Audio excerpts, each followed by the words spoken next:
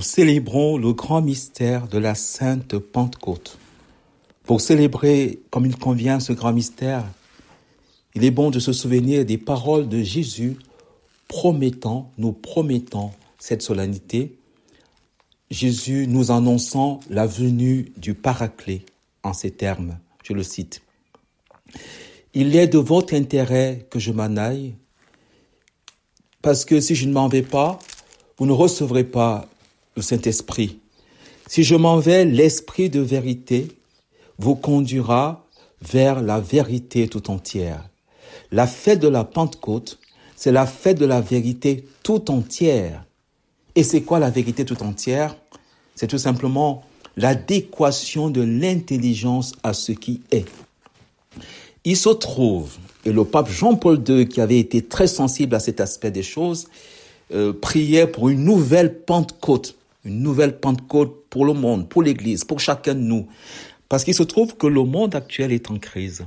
Et cette crise, selon Heidegger, n'est autre que l'oubli de l'être, à savoir la crise de l'intelligence. Vous savez que l'intelligence a trois fonctions qui sont l'appréhension, c'est le passage de la diversité à l'unité au niveau de la forme. La deuxième fonction de l'intelligence, c'est le raisonnement, c'est la capacité de faire des relations entre les choses, le syllogisme. Et le syllogisme, selon Aristote, il y en a deux. Il y a le syllogisme dialectique, qui est très à la mode actuellement, dont les prémices sont des possibles. Vous voyez, c'est le raisonnement mathématique, c'est les possibilités. On va à l'infini dans les possibilités. Si A est égal à B, B est égal à C, donc A est égal à C, ainsi de suite. Donc, c'est le primat de la logique et le primat de la phénoménologie, pour finir. Et la troisième fonction de l'intelligence, c'est le jugement. Le jugement, c'est le fait de connaître toute réalité du point de vue de ce qu'elle est en tant qu'elle est, et finalement de ce qu'elle est en tant qu'elle est vraie, en tant qu'elle est bonne, et finalement en tant qu'elle est une. Et là, nous entrons dans le jugement, et c'est le jugement qui est en crise. Or, nous avons rencontré au Moyen-Âge trois grandes intelligences qui avaient toutes les trois affirmé primo cadit in intellectu ens. La première chose qui tombe dans l'intelligence, c'est l'être, et non l'être de raison, c'est l'être en tant qu'être. C'est ce que affirmait Thomas d'Aquin avec Avicenne, avec Averroès. Alors, nous pouvons célébrer la Pentecôte de deux manières. Nous pouvons la célébrer comme ceux qui reçoivent l'Esprit Saint, c'est-à-dire nous pouvons la célébrer comme des pentecôtistes, nous pouvons la célébrer comme des charismatiques qui vont recevoir l'Esprit et ses manifestations, les dons de l'Esprit. Mais nous pouvons célébrer la Pentecôte, et c'est peut-être l'idéal, comme des mystiques, c'est-à-dire des personnes, des croyants appelés à être avec Jésus et le Père, source de l'Esprit Saint. Nous sommes appelés à aspirer le Saint-Esprit avec le Père et le Fils. Nous sommes en ce moment-là, nous célébrons la Pentecôte comme des mystiques. C'est bien le cœur de l'évangile d'aujourd'hui. Ayant ainsi parlé, il souffla sur eux et leur dit, recevez l'Esprit Saint, à qui vous remettrez ces péchés, ils leur seront remis. Et beaucoup plus loin, il dit, de même que le Père m'a envoyé, moi aussi je vous envoie. Allons-nous célébrer la Pentecôte comme ceux qui reçoivent l'Esprit, ou allons-nous célébrer la Pentecôte comme des mystiques qui vont spirer l'Esprit avec le Père et le Fils? Ce mystère de la Pentecôte traverse toute la Bible. Dès les premiers mots de la Genèse, nous lisons que l'Esprit planait sur les eaux. Et dans les derniers versets de l'Apocalypse, nous lisons « L'Esprit et l'Église disent viens ». Entre l'Apocalypse et la Genèse, nous voyons l'Esprit, les différentes Pentecôtes, plusieurs Pentecôtes.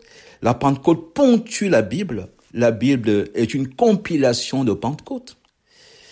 Dès la création, Dieu souffle dans la glaise. Et nous retrouvons l'évangile d'aujourd'hui. Ayant ainsi parlé, il souffla sur eux, comme à la Genèse. Nous avons la Pentecôte au moment de la fin du déluge, qui est annoncée par la colombe. Vous savez que l'Esprit descend sous forme de colombe au baptême, dans la colombe de Noé, la Pentecôte de Noé. Nous avons la Pentecôte de l'Exode, le fait de traverser la mer à pied sec, sous la conduite de la colonne de feu la nuit et de la colonne de nuée le jour, la Pentecôte. Nous avons la Pentecôte au moment où le credo nous dit l'Esprit a parlé par les prophètes. Les prophètes ont parlé pour nous communiquer l'Esprit de Dieu. L'Esprit du Seigneur est sur toi. Vous allez recevoir l'Esprit de Dieu. C'est ainsi que on peut lire dans le psautier, au cœur du psautier, Seigneur, donne-moi ton esprit, renouvelle à moi ton esprit, donne-moi un cœur nouveau, donne-moi ton esprit, donne-moi un esprit nouveau. Nous avons la Pentecôte au moment de l'Annonciation faite à Marie et à Joseph. L'ange dit à Marie, l'Esprit Saint viendra sur toi, la puissance du Très-Haut te prendra sous son ombre. Et l'ange dit à Joseph, ce qui est en elle vient de l'Esprit Saint. Nous avons une Pentecôte au pied de la croix, l'une des plus belles d'ailleurs. Inclinant la tête, il remit l'Esprit à Jean et à Marie. C'est pas seulement qu'il est mort, mais qu'il remit l'Esprit. Nous avons une Pentecôte dans l'évangile d'aujourd'hui. Au moment de la résurrection, Jésus dit « Recevez l'Esprit Saint ». Donc la résurrection est en vue de la Pentecôte. Donc la Pentecôte n'est-elle pas le sommet du mystère de la grâce ? La loi est venue par Moïse, la grâce et la vérité sont venues par Jésus-Christ. La grâce étant le don gratuit de Dieu. Est-ce que la Pentecôte n'est pas finalement la signature du Père et du Fils? C'est tellement vrai que la Pentecôte est le sommet de tout que Saint Séraphin de Sarov nous dit que le but de la vie chrétienne, c'est l'acquisition du Saint-Esprit. Et nous avons ce beau poème finalement, cette profondeur de méditation du métropolite de Latakié qui disait, pour nous rappeler que la Pentecôte est le sommet de tout et la signature du Père et du Fils. Sans l'Esprit Saint, Dieu est loin. Le Christ reste dans le passé. L'Évangile est une lettre morte. L'Église est une simple organisation. L'autorité une domination. La mission une propagande. Le culte une évocation. L'agir chrétien une morale d'esclave. Sans l'Esprit Saint. Mais avec l'Esprit Saint, le cosmos est soulevé et gémit dans l'enfantement du royaume. Le Christ ressuscité est là, présent. L'évangile est puissance de vie. L'Église signifie la communion trinitaire. L'autorité est un service libérateur. La mission est une Pentecôte. La liturgie est mémorial et anticipation. L'agir humain est déifié. Oui, quand l'Esprit est là. Et l'Esprit qui est le sommet de la grâce, au sommet de la manifestation de la gratuité infinie de Dieu, du Père et du Fils, est aussi le sommet de la Trinité. Car la Trinité, c'est lorsque nous avons en face de nous deux spirants et une spiration. Car le credo nous le rappelle, l'Esprit Saint procède du Père et du Fils, deux spirants, une spiration. Thomas d'Aquin, d'ailleurs, ajoute que face au Saint-Esprit, il n'y a plus d'opposition relative entre le Père et le Fils. C'est ce que Jésus lui-même affirme. Face au Saint-Esprit, le Père et moi, nous sommes un.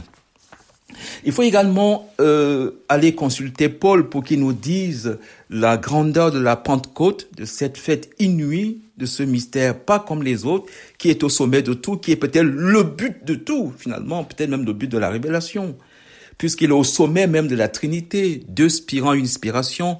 Saint Paul nous dit dans la lettre aux Romains, « Si quelqu'un n'a pas l'Esprit du Christ, il ne lui appartient pas, car tous ceux qui sont conduits par l'Esprit de Dieu sont fils de Dieu. » Et dans la lettre aux Galates, Dieu a envoyé dans nos cœurs l'Esprit de son Fils, lequel crie « Abba, Père ». Vous ne pouvez pas recevoir l'Esprit, nous le recevons pour pouvoir dire, avec l'accent de Jésus et de l'Esprit, « Abba, Père ». Saint Paul aussi nous rappelle que l'Esprit qui est au sommet de tout, la Pentecôte qui est au sommet de tout, c'est aussi le sommet de la prière. Nous ne savons pas prier comme il faut, car c'est l'Esprit qui crie en nous par des gémissements ineffables. Et au cours de cet évangile, nous avons ce mystère résumé dans cette parole. De même que le Père m'a envoyé, moi aussi je vous envoie et recevez l'Esprit Saint. C'est l'évangile d'aujourd'hui. Cet évangile n'est autre chose que l'interprétation divine, la lectio divina, du mystère de l'annonciation et du mystère de la visitation. Au moment de l'annonciation, c'est Marie qui est le prototype. Vous voyez, le paradigme du mystère de la Pentecôte, l'Esprit lui dit, l'Esprit Saint, l'ange lui dit, l'Esprit Saint viendra sur toi, la puissance du Très-Haut te prendra sous ton ombre. Et quand Marie rencontre sa cousine Élisabeth, il a fallu simplement la salutation de Marie pour que Élisabeth à son tour soit remplie du Saint-Esprit. Le Père Maximilien Kolbe disait que la Trinité, c'est 3 personnes. Le Père, une nature, une personne. Le Fils, une personne, 2 natures. Le Saint-Esprit, 2 personnes, 2 natures. Marie et le Saint-Esprit comme 3e personne de la Trinité, comme Marie complément la Trinité. C'est là où s'achève finalement le mystère de la Pentecôte. C'est quand nous recevons cet Esprit comme Marie à l'Annonciation et que nous pouvons le communiquer aux autres comme Marie à la Visitation. C'est bien ce que nous lisons dans les Actes des Apôtres, au chapitre 10, verset 44. Pendant que Pierre parlait, l'Esprit Saint tomba sur ceux qui l'écoutaient. Pour bien comprendre la grandeur du mystère de la Pentecôte, souvenons-nous d'où nous venons et pour savoir où nous allons et où Dieu nous a conduits vers la vérité tout entière, la fête de la vérité tout entière. Nous avons été créés, nous venons de Dieu qui nous a créés à son image et à sa ressemblance. C'est déjà très beau. Le psaume nous le rappelle. Qu'est-ce que l'homme pour que tu le connaisses? À peine le fis-tu moindre qu'un Dieu, le couronnant de gloire et d'honneur, dont le couronnant finalement des dons du Saint-Esprit, de l'Esprit lui-même, car les 3 dimensions de Dieu en l'homme correspondent aux 3 personnes trinitaires. Et après, nous avons le mystère de l'incarnation. Dieu s'est fait homme afin que l'homme soit fait Dieu. Dieu va aller beaucoup plus loin après la chute. Il y a donc le mystère de la Pâque. Dieu prend notre mort pour nous communiquer sa vie. Il s'arrête pas là. Il y a le mystère de l'ascension où Dieu met notre pauvre nature humaine au plus haut de tout, au plus haut des cieux, au plus haut des anges. Marie, mère des anges. Marie, mère de Dieu, reine du ciel et de la terre. Et pour finir, Dieu nous donne d'entrer dans le mystère de l'aspiration de l'Esprit avec lui. Finalement, est-ce que le mystère de la Pentecôte, n'est pas le mystère de la conspiration? Nous avons été faits à l'image de Dieu. Dieu s'est fait homme pour que nous soyons faits Dieu.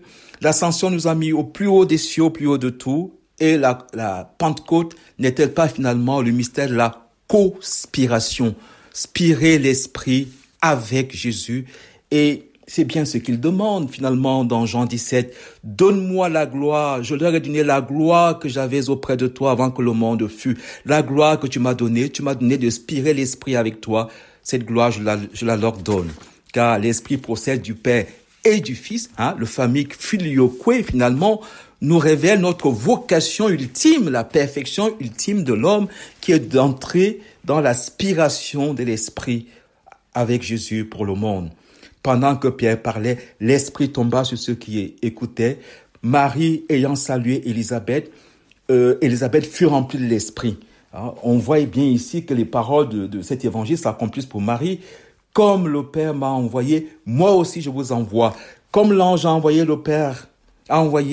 comme le Père a envoyé l'ange à Marie, Marie est envoyée auprès d'Élisabeth pour faire auprès d'Élisabeth ce que l'ange a fait pour elle, c'est-à-dire lui annoncer la nouvelle Pentecôte, recevoir l'Esprit pour devenir des donneurs ou des donateurs de l'Esprit de Dieu avec Dieu.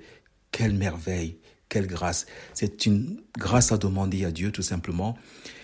Il n'a qu'à accomplir en lui ce que lui m'a voulu. Dieu a un rêve magnifique pour l'humanité qui s'accomplit de manière extraordinaire dans le mystère de la Pentecôte, le mystère de la conspiration.